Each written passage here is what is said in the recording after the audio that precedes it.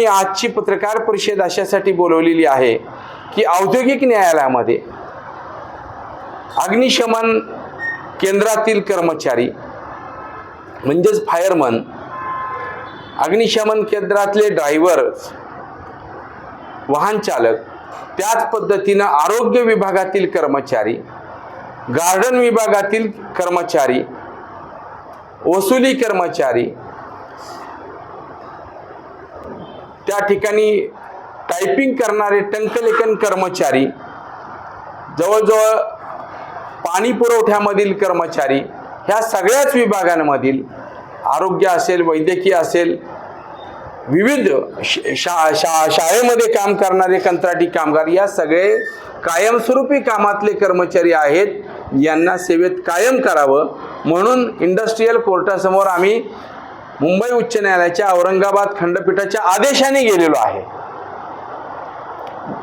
2023ला आदेश झाला आणि 2024ला हा रेफरन्स जो आहे तो 13/189 हा शासनानं औद्योगिक न्यायालयाकडे पाठवल्यानं परमनंट करावं. अशीच एक याचिका पिंपरी चिंचवड महानगरपालिकेची आम्ही जिंकलो, समान काम समान वेतनाची. त्याचाच आधार घेऊन ही याची समान काम समान वेतन म्हणजे परमनंट कर्मचारी जर या कंत्राटी कर्मचाऱ्यांसारखं काम करत असतील तर या कर्मचाऱ्यांना देखील, कंत्राटी कर्मचाऱ्यांना देखील परमनंट कर्मचाऱ्यांप्रमाणे समान काम समान वेतन द्यावं. आता 7वा वेतन आयोगाप्रमाणे फायरमनला जवळपास 57,000 पेमेंट आहे आणि ड्रायव्हरला 62,000पर्यंत पेमेंट आहे. फायरमन असतील किंवा जे काही ड्रायव्हर्स आहेत ते समान काम समान वेतनाप्रमाणे. सफाई कर्मचाऱ्यांना 48 ते 49,000 7वा वेतन आयोगाप्रमाणे पेमेंट आहे आणि त्यांना मिळतं आहे ते 18,000 19,000. त्यामुळं त्यांना समान काम समान वेतन असं द्यावं, कारण परमनंट कर्मचाऱ्यांप्रमाणेच त्यांच्याच जागी हे कर्मचारी काम करत आहेत. ही मागणी तिथे औद्योगिक न्यायालयात प्रलंबित आहे.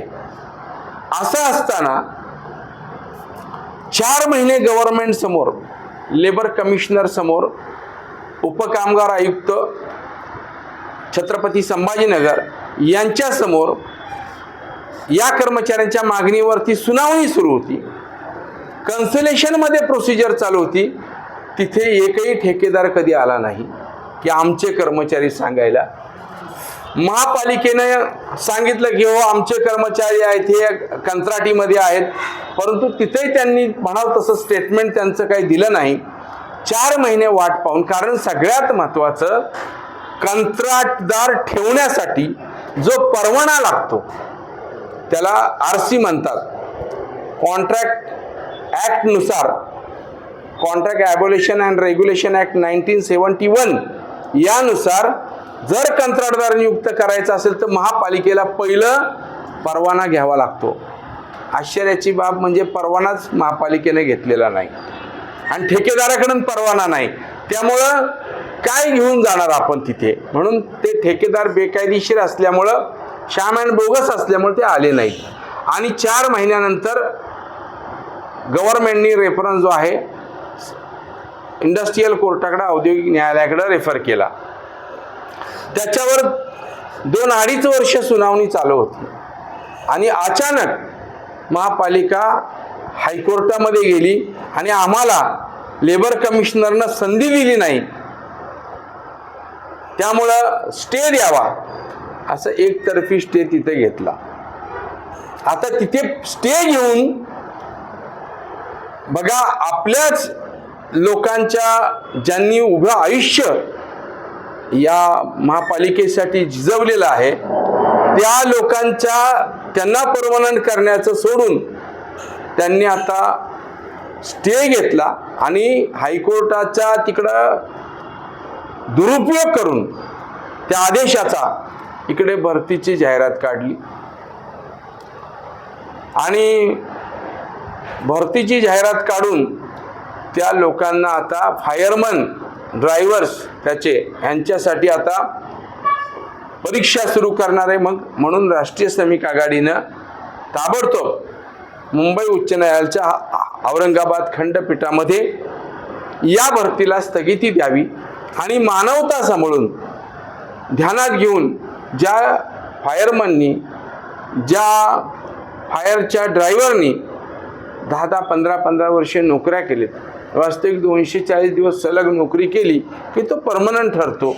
इथे तर 10-10 वर्षे ते काम करतायत, ते अनुभवी आहेत. त्यांनी एवढे वर्ष 8 आणि 10 हजारात काम केलंय. आता तुम्ही जे अनुभव नाही त्या लोकांना डायरेक्ट 60-70 हजार पगार देणार, त्यांना अनुभव नाही, काही नाही, त्यांना ट्रेनिंग देणार आणि त्यांना 70 आणि ज्यांनी इतके आयुष्य इथं झिजवलं पालिकेत त्यांना मात्र तुम्ही त्या ठिकाणी कॉन्ट्रॅक्टमध्येच ठेवणार. हा अन्याय आहे. म्हणून आम्ही मुंबई उच्च न्यायालयाच्या औरंगाबाद खंडपीठामध्ये ही याचिका दाखल केली आहे. याचिका क्रमांक आहे 13-189/2000 सिव्हिल ॲप्लिकेशन नंबर आहे तो हायकोर्टातला 4872/2026. आता इंडस्ट्रियल कोर्टाचा जो नंबर आहे तो मी तुम्हाला मगाशी सांगितला, रिट पिटिशनचा 2024ला टाकलेला आहे तो 13-189/2024. महापालिकेनं स्थगिती घेतलेला हा नंबर आहे. त्याच्या आमचा लीव पिटिशन आहे तो आपल्याला सांगितला. आम्ही पण धाव घेतलेली आहे कोर्टामध्ये, याला स्थगिती द्यावी या भरतीला. मला खात्री आहे, न्यायव्यवस्थेवर विश्वास आहे आणि इथे असणारे महापौर, उपमहापौर, स्टँडिंग कमिटी चेअरमन, आयुक्त आणि महापालिके चालवणारे जे काही कारभारी नेते आहेत, जे आमच्या पक्षाचे आहेत, भारतीय जनता पार्टीचे, त्यांना मी आवाहन करेन, कृपया या गोरगरीब ज्यांनी 15 वर्ष 10 वर्ष सेवा केलेली आहे त्यांना न्याय द्यावा. आपल्या माध्यमातून मी आवाहन करतो की त्यामुळे जे वर्षानुवर्ष कंत्राटीमध्ये काम करतायत त्या फायरमनला आणि ड्रायव्हरना पहिलं परमनंट करावं, त्यानंतर भरती करावी. तोपर्यंत जी भरतीची प्रक्रिया आहे त्याला आपण स्थगिती द्यावी. मी पण भारतीय जनता पार्टीचा कार्यकर्ता आहे. आपल्याला निवडून आणण्यामध्ये, या पदांपर्यंत पोहोचवण्यामध्ये आमच्या या श्रमिकांचा संपूर्ण हातभार लागलेला आहे. त्यामुळं त्या ठिकाणी आग्रहाची विनंती आहे, ही याचिका हायकोर्टामध्ये पेंडिंग आहे, त्या ठिकाणी त्यांनी लिहून द्यावं की ठीक आहे आम्ही भरती थांबवतो आहे असं ते सांगितलं आणि या लोकांचं त्या ठिकाणी पुनर्वसन करून परमनंट केलं तर हा संपूर्ण महाराष्ट्रामध्ये आमच्या भारतीय जनता पार्टीचं चांगला नावलौकिक जाणारा संदेश जाईल आणि श्रमिकांना न्याय देणारी आमची पार्टी आहे.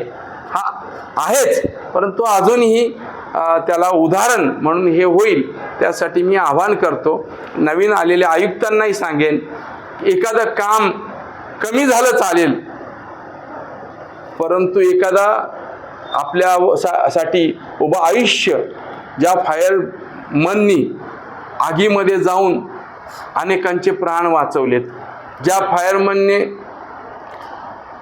पाण्यामध्ये वाहून जाणारी माणसं बाहेर काढलेली आहेत, बॉड्या बाहेर काढलेल्या आहेत, ज्या फायरमननी ड्रायव्हर लोकांनी करोनामध्ये जीवाची पर्वा न करता लोकांचे प्राण वाचवलेले आहेत, अशांना पहिला न्याय द्या, ही मानवता राहील असं आपल्या माध्यमातून सांगेन.